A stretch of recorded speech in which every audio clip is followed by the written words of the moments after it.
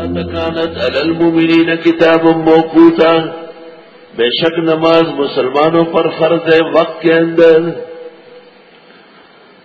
اس آیت کریمہ سے بھی پتہ چلا کہ نمازوں کے اوقات ہیں، 5 نمازیں ہیں، 5 اوقات ہیں۔ فجر صبح صادق سے شروع ہوتی ہے اور سورج نکلنے پر ختم ہوتی ہے، یعنی وقت اس کا ختم ہو جاتا ہے۔ اور ظہر زوال سے شروع ہوتی ہے، امام اعظم کے نزدیک 2 مثل تک ظہر رہتا ہے۔ اثر مثل ثالث سے ہے سورج ڈوبنے تک۔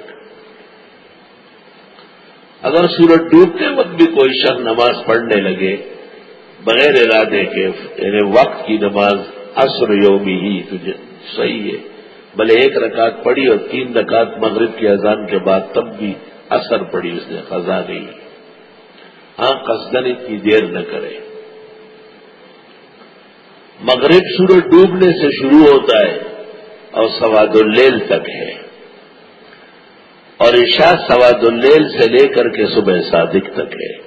البتہ قصدن انتصاف اللیل کا انتظار نہ کرے، کیونکہ مالک کے نزدیک بعد منتصف اللیل نماز قضا نہیں، ادا نہیں، قضا ہے۔